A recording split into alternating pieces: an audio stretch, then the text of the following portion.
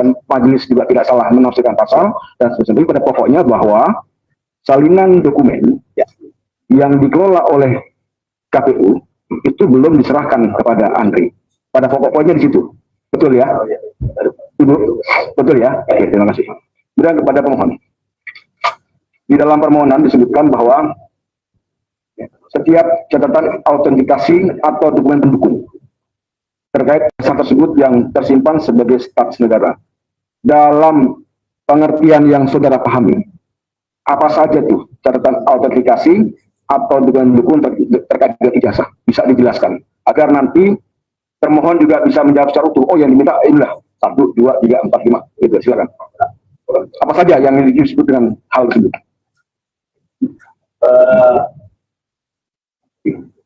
Yang saya minta itu sama seperti format-format di KPU, KPUD dan 8 lembaga lainnya, yaitu berita-berita verifikasi yang dilakukan oleh KPU.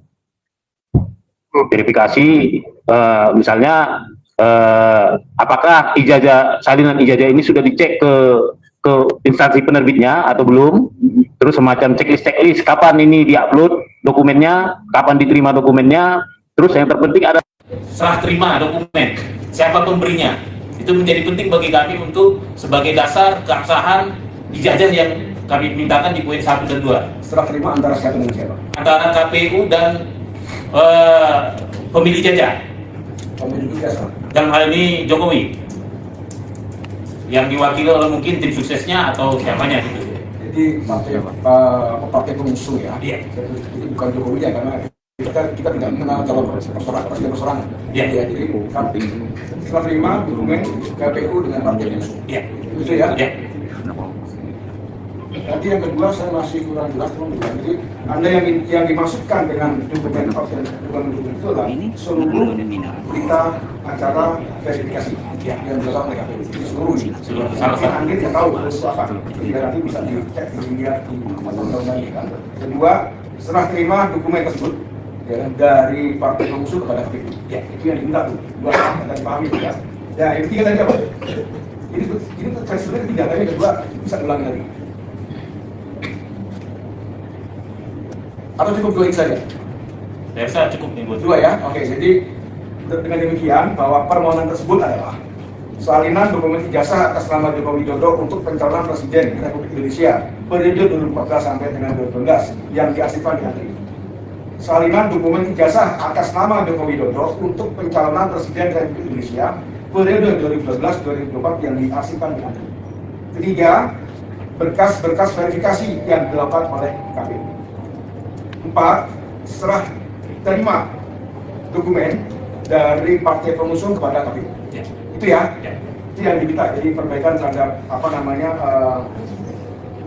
hal yang masih belum jelas, apa yang disebut dengan kata potensi dan belum dia tidak nanti tidak salah tafsir kalau ada mediasi dalam suatu putusan. Lihat ya, lihat ya. Oke, mau itu.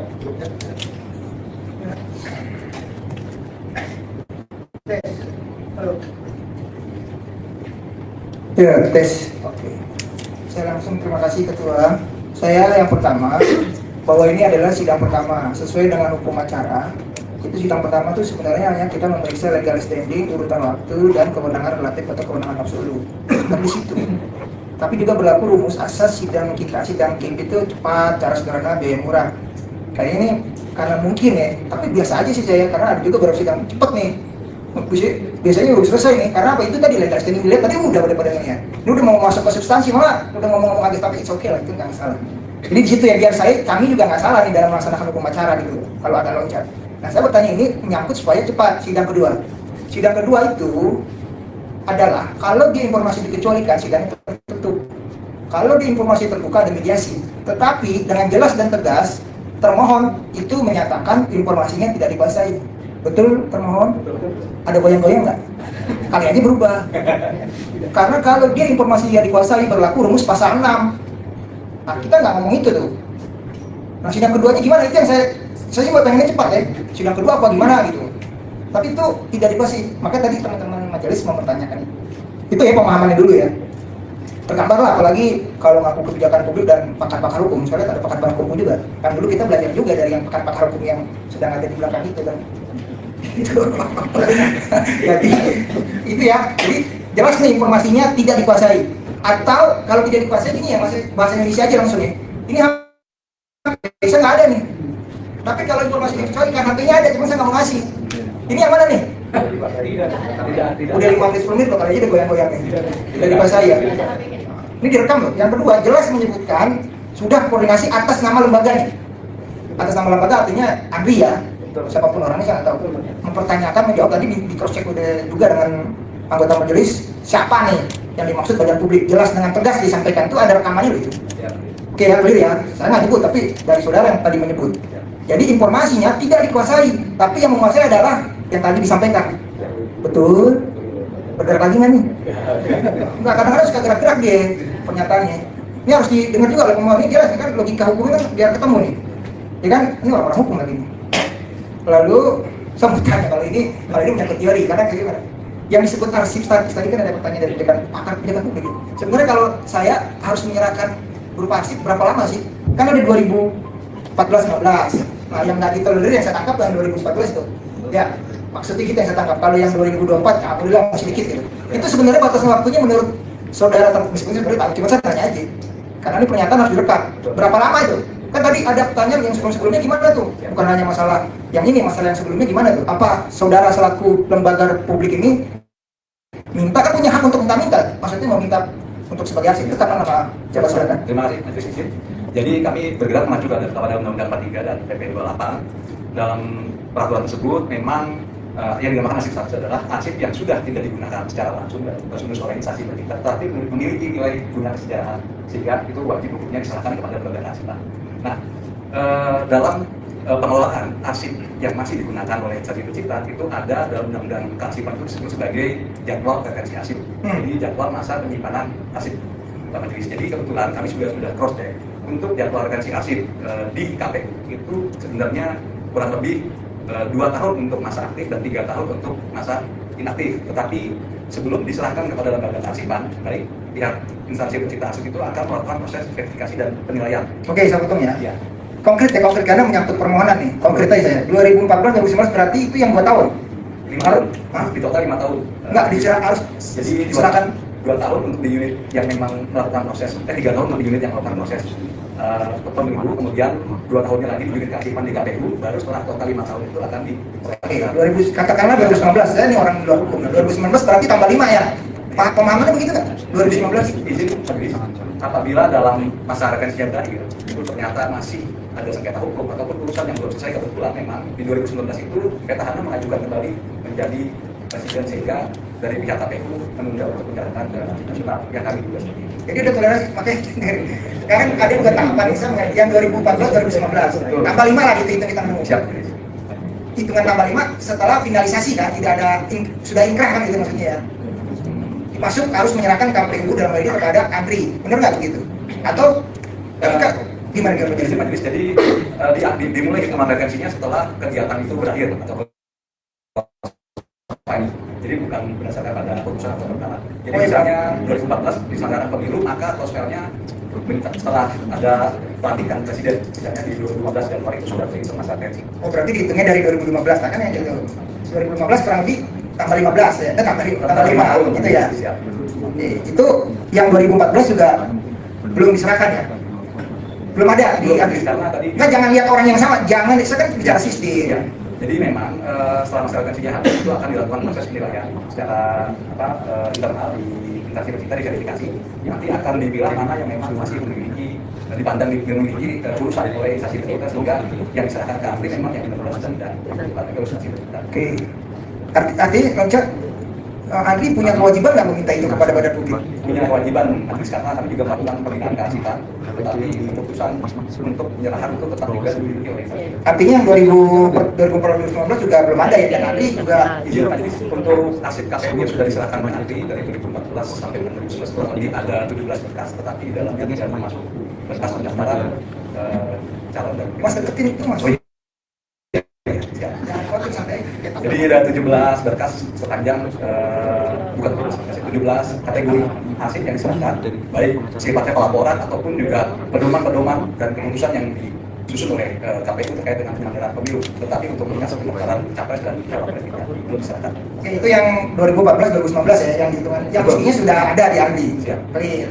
Sekarang yang 2019-2020, kalau pakai teori kurang lebih 2020 atau 21 lah gitu ya, tambah 5 lagi gitu ya. Belum, majelis. Nah itu belum ada ya? Belum, karena masih. Tapi dari norma dari sistem masih bisa lah ya ditolerir ya, karena kan belum. Itu yang maksudnya. di majelis nanti. Kenapa saya bertanya gini lagi hukumnya? Karena saudara menyatakan informasinya tidak dikuasai. Betul. Jelas itu. Berarti kan yang pertama mestinya dikuasai dong. Kan belum bisa. Loh, nah itu urusannya lembaga. Logikanya harus dimiliki dong. Kan udah lewat. Kenapa saya tanya yang 2014-2019? Jangan lihat orang yang gede narayana yang sama, bukan Siap. ini yang sama. Coba ada penjelasan. Baik, nah, jadi kami dapat sampaikan tadi, jadi sebenarnya untuk di periode 2014 itu sudah ada penyerahan arsip dari KPU, tetapi di dalamnya tidak ada berkas pendaftaran presiden. Coba tuh tolong yang paling terakhir sama PHP dicatat. 17 dokumen sudah diserahkan oleh pihak KPU. Coba dulu apa Mas? 17 kali penyerahan arsip. 17 kali penyerahan dari arsip KPU kepada arsip. dari KPU kepada arsip terus ya. Tapi di dalamnya tidak ada menyangkut dengan apa yang diminta oleh pemohon. Ya apa yang diminta kawan di poin 1 poin 2 tuh. Sekarang masih poin 1 ya. Iya. Oke. Karena di sidang pertama cukup sekian. Siap, majelis. Jadi persidangan ini akan menentukan akan berlanjut kemana. Apakah nanti akan mediasi dan klarifikasi, ya kan? Jadi sebelum sana saya mau menggarisbawahi lagi, saudara termohon. Saudara termohon. Tadi saudara mengatakan ada 17 kali penyerahan dokumen dari KPU kepada Andri yang untuk diajukan. Saudara menyatakan tidak ada berkas pencalonan. Apakah ketiadaan itu adalah sesuai dengan aturan regulasi bahwa berkas tersebut memang tidak perlu diserahkan kepada Andri, atau itu tafsir saudara atau kebijakan saudara atau kebijakan lembaga sampai saudara? Ini hubungannya nanti ketika saudara pemohon meminta dokumennya itu apa saja, ya kan ya? Karena pemohon menyatakan bahwa dokumen itu sudah dari KPU, sudah diserahkan kepada KPU. Silakan. Ya, oke teman-teman, kembali lagi bersama saya di channel ini. Kita sudah menyaksikan sebuah cuplikan video yang cukup menarik ya. Ya, tentunya hari ini kita sudah melihat ya hasil sidang daripada ijazahnya Joko Widodo. Ya, tentunya di sini kita sudah lihat karena baru tadi pagi ya Pak Bonatua dia sudah mendapatkan sebuah dokumen atau juga data-data daripada KPU DKI Jakarta, dan sehingga kita dapat memastikan ya semua itu adalah hasil dari usaha timnya Roy Suryo. Ya, ini teman-teman mungkin terakhir dari yang telah dilakukan perjuangan tim Roy Suryo sore ini ya. Mereka datang di pengadilan ijazahnya Joko Widodo, dan sehingga semua juga ya bukti-bukti daripada yang mereka dapatkan selama ini ya mereka menyerahkan ke tangannya pihak daripada persidangan.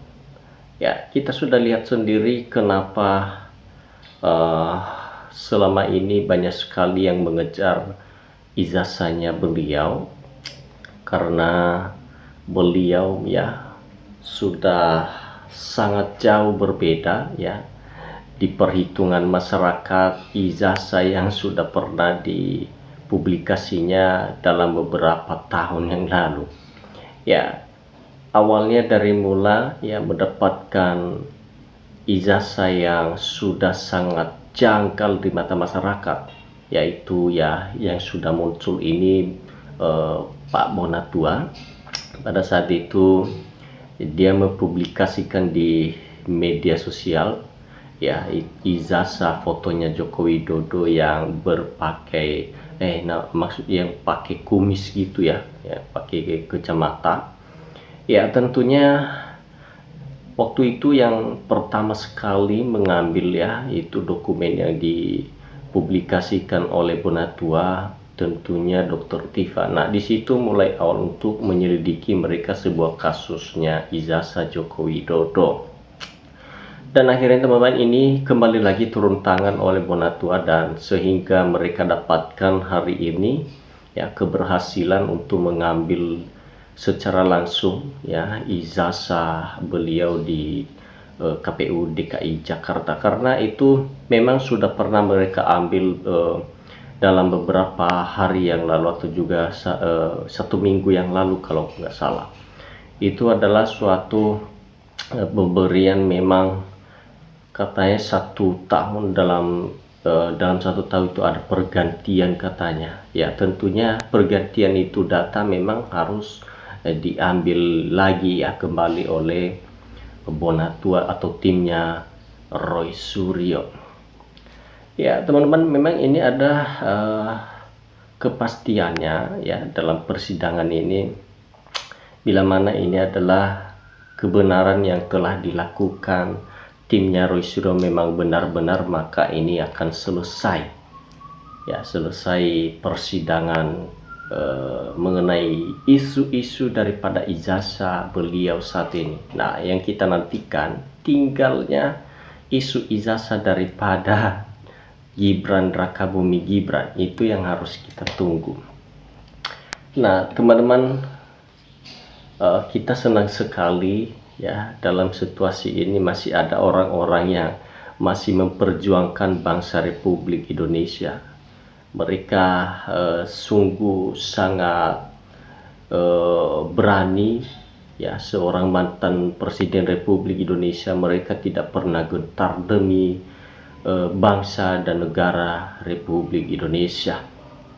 Itu patut diberikan mereka jempol, teman-teman ya. Mari kita dukung mereka, karena mereka adalah seseorang pemberani dan rela melakukan apa saja demi membangun bangsa dan Republik Indonesia. Ya, ini memang harusnya kita dukung mereka, karena sampai detik ini mereka sudah memperjuangkan bangsa ini. Dan hasilnya ya kita tahu sendiri, hasil mereka akhirnya mereka menduduki sebuah pengadilan hari ini, karena ya perjuangan mereka tidak sia-sia juga ya. Mereka harus sampai ke tujuan yang mereka inginkan ya. Ini bila mana ini harus ada kejujuran dalam persidangan atau juga hakim, maka ya tidak ada lagi yang bisa diragukan dengan pengadilan atau juga penegak hukum. Tetapi memang kalau memang ini sudah banyak sekali keraguan masyarakat dalam memutuskan keputusan dari pihak hakim, maka tetap saja seperti dahulu ya, pemikiran atau juga pandangan masyarakat terhadap penegak hukum saat ini, karena banyak sekali menurut masyarakat yang tidak pernah mereka melakukan ketegasan dengan keadilan ya. Coba selama ini sudah sangat lama sekali ya informasi mengenai masalah-masalah ijazah ini.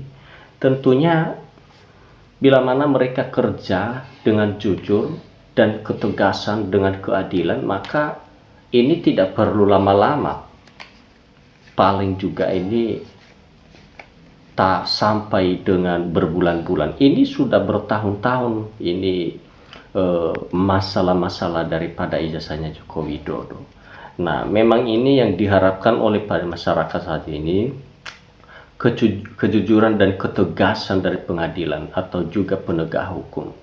Ya, bila mana masih ya mau mengembalikan kepercayaan masyarakat, maka harus tegaskanlah keadilan dan kejujuran dalam situasi apapun. Walaupun para pejabat yang harus diadili, maka jangan sia-siakan, karena pada dasarnya kinerja atau juga pekerjaan yang ada di pemerintahan hanya untuk masyarakat. Coba memerintah tanpa masyarakat, mau perintah sama siapa? Coba, itu awalnya karena masyarakat tentunya.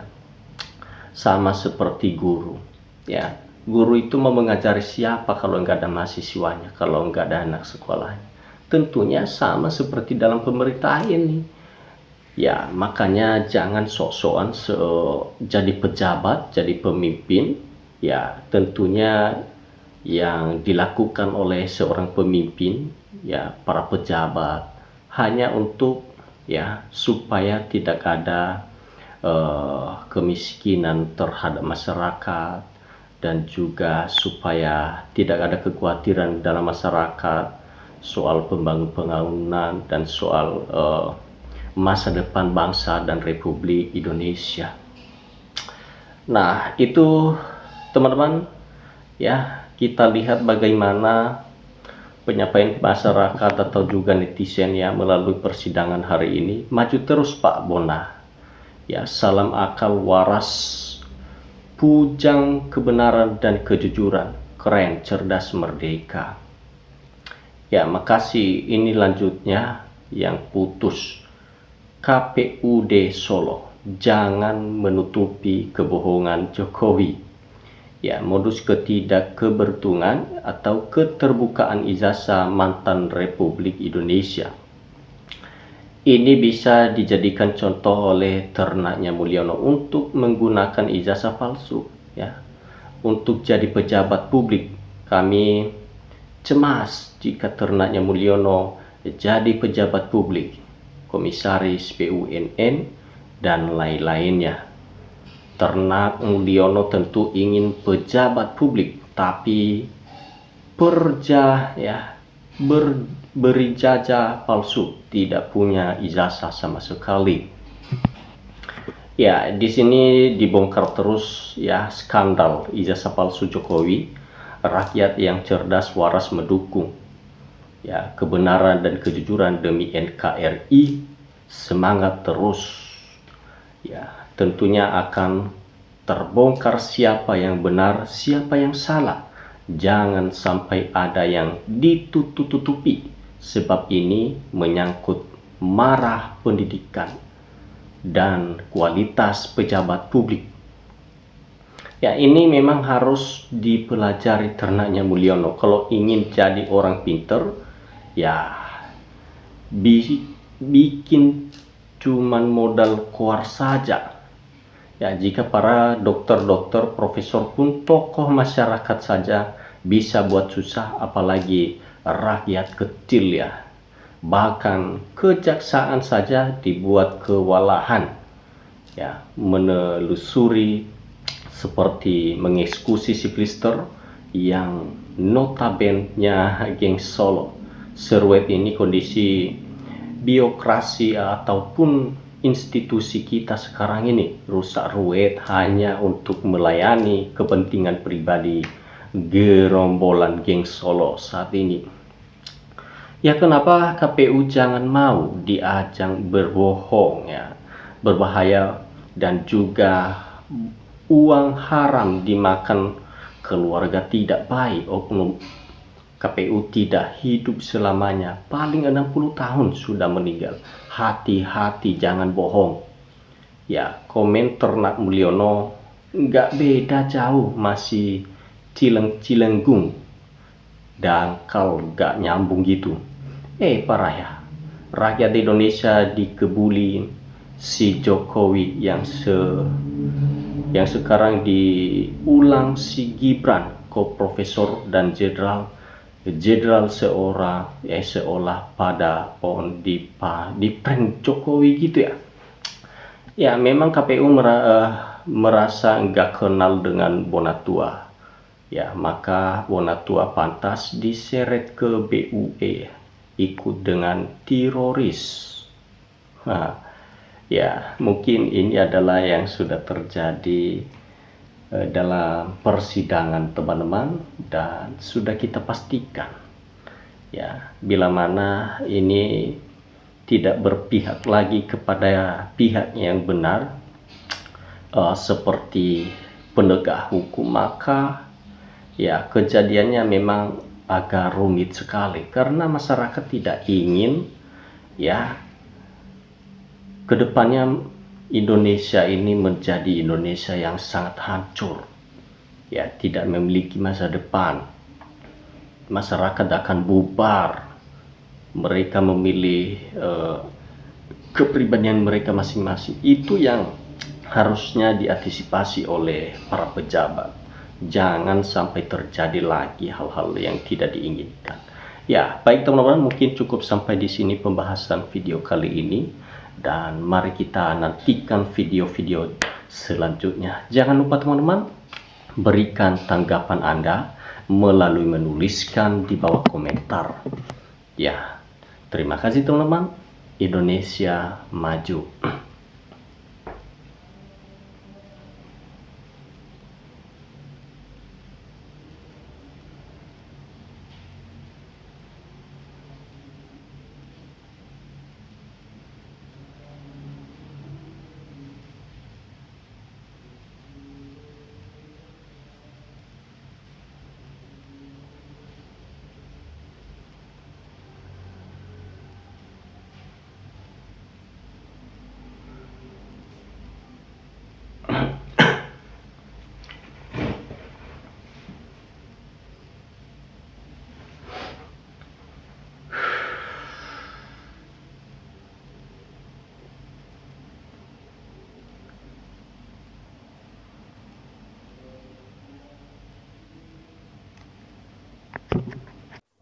Oke, kembali lagi bersama saya di channel ini teman-teman. Kita sudah menyaksikan sebuah cuplikan video yang dimana Luhut saat ini dia sangat khawatir tentang Pak Jokowi, dikarenakan Pak Jokowi saat ini sudah mulai lengser dari pengaruh-pengaruhnya, dari politiknya, dan juga akan terbongkarnya ijazah palsunya. Dan satu persatu orang-orang dalam Pak Jokowi saat ini akan dilengserkan oleh orang perjuangan yang menegakkan hukum di negeri Indonesia. Nah, yang dimana sekarang Luhut sudah mulai khawatir akan tentang itu, dan semakin hari semakin orang-orang akan bisa melengserkan satu persatu orang-orang yang akan mendukung Pak Jokowi, satu-satunya civilster yang sudah akan divonis di penjara. Dan itu suatu kekhawatiran kepada si Luhut dan juga Pak Jokowi yang akan sedang diperiksa dengan ijazahnya yang sudah dipalsukan, dan juga orang-orang yang di sekitarnya akan disingkirkan oleh Pak Prabowo. Nah, kita lihat dalam suatu peristiwa Pak Prabowo saat ini dia mulai melakukan perlawanan kepada Pak Jokowi, yang dimana kita tahu bahwa Prabowo sudah dalam 2 kali periode di tahun kemarin dia sudah kalah dengan saingan kepada Pak Jokowi, di mana dia tidak menyimpan rasa atau dendam kepada Pak Jokowi, dan secara perlahan dia akan melakukan hal perlawanan kepada Pak Jokowi. Nah, kita lihat dalam isu-isu bahwasanya sekarang ini ada isu mengenai ganti Pak Jokowi dalam mengenai politik Pak Prabowo, dan itu juga suatu politik yang harus diselidiki oleh Pak Jokowi, siapakah dia yang akan menggantikan Pak Jokowi dalam hati Pak Prabowo. Nah, itu sangat luar biasa kalau memang betul Pak Prabowo melakukan perlawanan sekarang kepada Pak Jokowi, tidak lagi menghiraukan perintah Pak Jokowi, sehingga satu persatu orang-orang Jokowi yang akan ada di dalam dinasti akan disingkirkan oleh Pak Prabowo. Nah, itu suatu membuat Pak Luhut saat ini dia akan gelisah dengan hal itu. Luhut yang sakit jiwa, takut kebongkar kali ya kebohongannya selama ini dan suatu kesatuannya kepada Pak Jokowi. Nah, rakyat sekarang itu sudah cerdas, justru seperti Luhut ini yang gila jabatan dan harta. Orang-orang tidak akan mendukung Pak Luhut dengan kegilaannya, dan juga begitu yang akan selalu mendukung Pak Jokowi karena rakyat sudah muak dengan kelakuan Pak Jokowi saat ini. Yang gila itu pembela Jokowi, siapa pembela Jokowi termul dan para penjilatnya, termasuk manusia terpenting di negeri ini. Nah, itu orang-orang terpenting seperti Pak Luhut, dan juga ya kita katakan juga termasuk seperti civilster ini, dan itu sudah mulai luntur. Pak Jokowi sudah mulai luntur saat ini, dia tidak bisa ngapa-ngapain karena dia tidak bisa berbuat apa-apa dengan pengaruh-pengaruh yang dia akan lakukan. Nah, teman-teman, kita lihat bagaimana sebuah tanggapan para netizen dalam suatu video ini, dan juga masalah-masalah saat ini yang dilakukan oleh Pak Jokowi dan juga ternaknya. Nah, mana berani LBP untuk debat dengan tokoh bangsa, biasanya ancaman-ancaman rakyat. Nah, Luhut sudah sakit jiwa karena Jokowi dah gak jadi presiden. Luhut, kau berani debat dengan Rocky Gerung? Gak, supaya rakyat Indonesia tahu mana yang sakit jiwa dan yang waras. Tentunya kalau si Pak Luhut ini, tentunya kalau mereka debat dengan Rocky Gerung, kita tahu Rocky Gerung itu orang yang cerdas dan juga mengamati sebuah perkataan, dan itu satu kata dia bisa mematikan lawan dengan hanya satu kata.